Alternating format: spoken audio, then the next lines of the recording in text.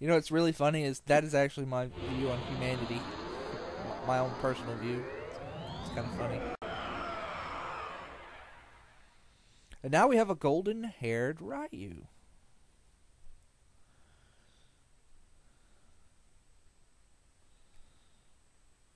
I realized then that the Ryu who had traveled for so long and so far with us was no longer with us.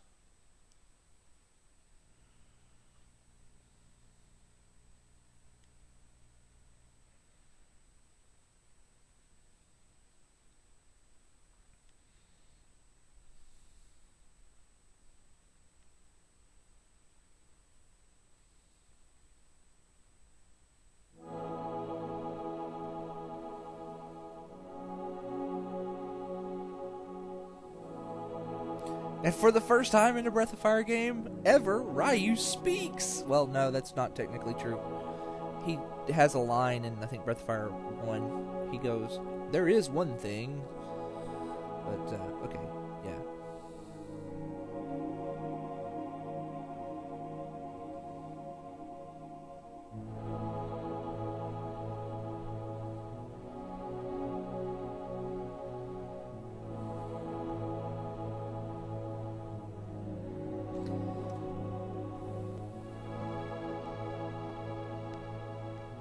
That's a nice effect with Fulu kind of behind him.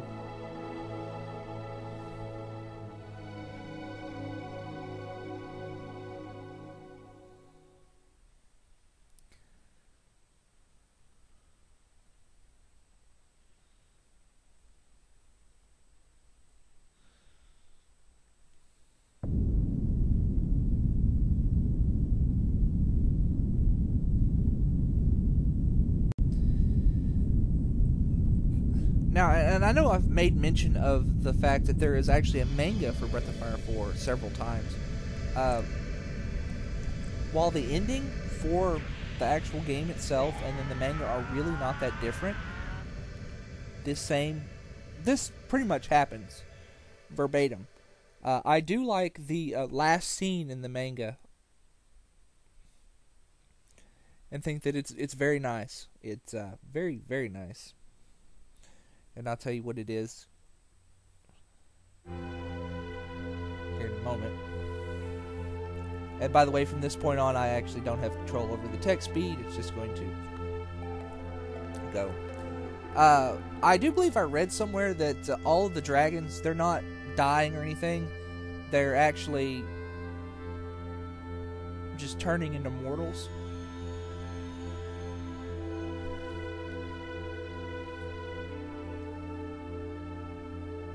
To live out their lives.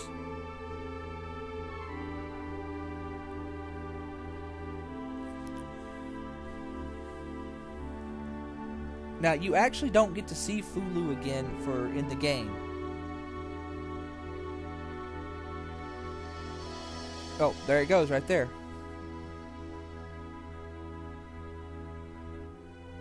I knew I read that somewhere. Uh-oh.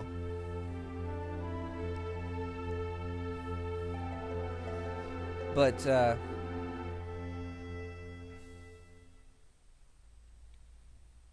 you don't see Fulu again in the game, but in the manga, he actually gets split apart from Ryu and they become two separate people again.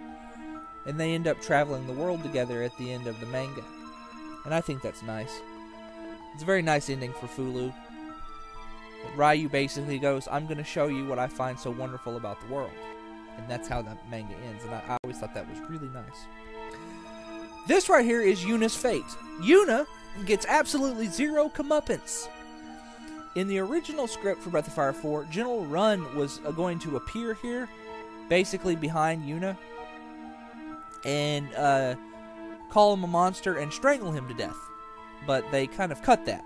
So, because of that, General Run kind of disappears, and Yuna goes off in the distance scot-free and answers to nobody for his crimes. This leads me to my, and several other people hold this as, you know, the timeline for the Breath of Fire games. As far as I know, some people in Capcom have saying that there is no official Breath of Fire. There is no official stance on Breath of Fire 4's connection to the others, or and some of them say that it's an entirely different reality. I mean, I've heard both. I mean, I am not 100% sure on that because I've never read the stuff myself. It's all secondhand knowledge.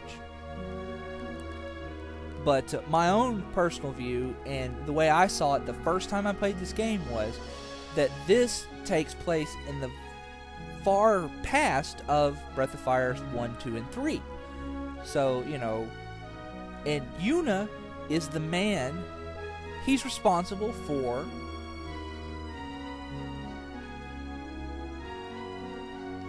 making Myria. He is the reason Myria exists. And then, of course, the dragons, them coming down to mortals, created the dragon clans that ended up warring over Myria's power. So, I mean, there's that. That's basically how I view it.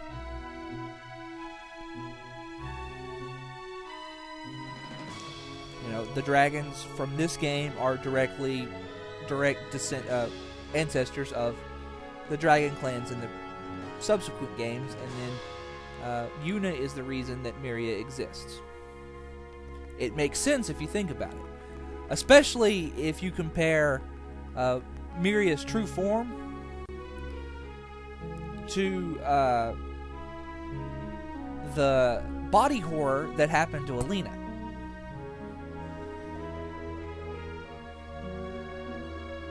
But of course, we get also a nice set of scenes here that kind of depict what's happening in the world in the immediate wake of the gods being banished and Fulu no longer, trying to burn down the capital.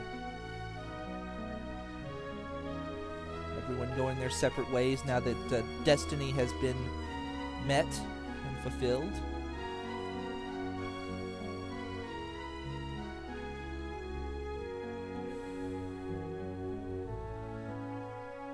But anyway, that's my personal opinion on the timeline for Breath of Fire. It's 4, 1, 2, 3, with Dragon Quarter being an alternate reality. I mean, they have actually come out and said, as far as I know, that Dragon Quarter does not take place in the main continuity. The one game that I'm actually not 100% sure that they've come out and said one way or the other is Breath of Fire 4.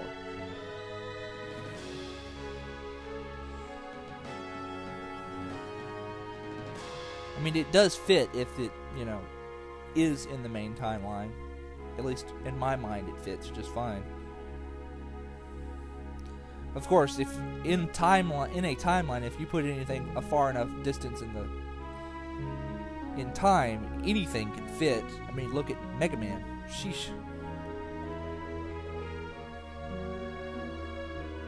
I mean, what is the Mega Man timeline? Mega Man X, then Mega Man 0, then Mega Man ZX, then Mega Man Legends, like in the super far distant future.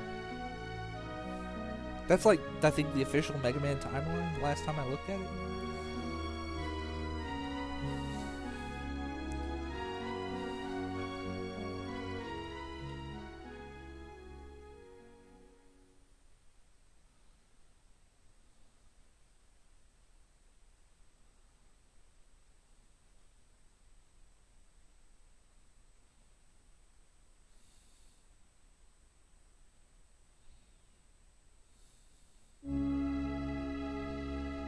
One of the great things about this game is that Nina is such a great character. I mean, she is honestly one of the main driving forces of the plot. I mean, even though she's technically the main heroine in all four of the first four Breath of Fires, and of course the fifth one. The fifth one, she's the MacGuffin, but in the first one, she's really only important for her bit, and then all that. But I'm going to be quiet and let you listen to this song.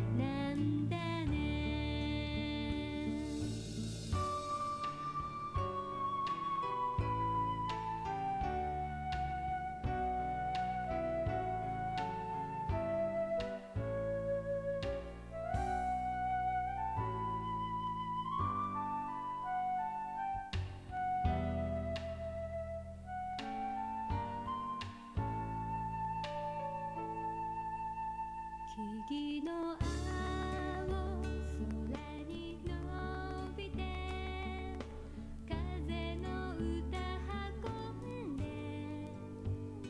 光あふれて暖かくて涙こぼれた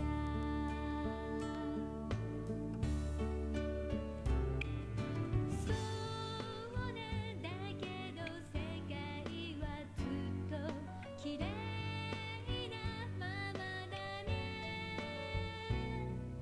君一人いないなんて不思議だね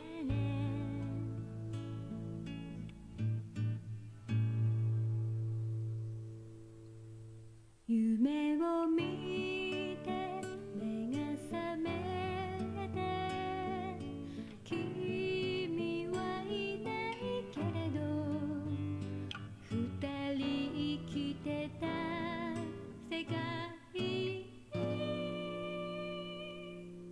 輝きあふれる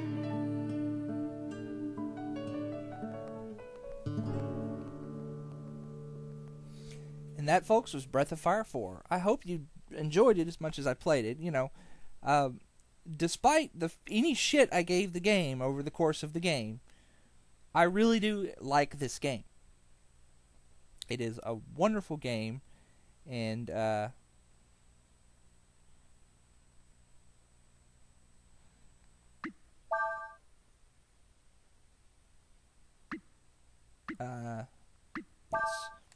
It's a wonderful game, and you should definitely pick it up if you have a PS3. Oh, don't worry, I already have a clear game save. So, anyway, once you beat the game, you can get a clear game save there. File clear!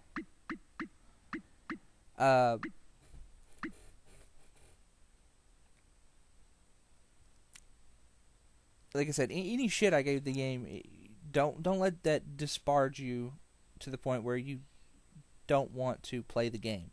It's a wonderful game. And I think the main problem I have with the game is that for some reason my nostalgia filter is turned off when I see this game. So like even though it is on paper better in every way than Breath of Fire 3, I still view Breath of Fire 3 more favorably. Like I said, I'm not real sure why, but that was Breath of Fire 4, and we still have a couple of things to do. We have one entire ending to see. I'm not going to show that to you today, but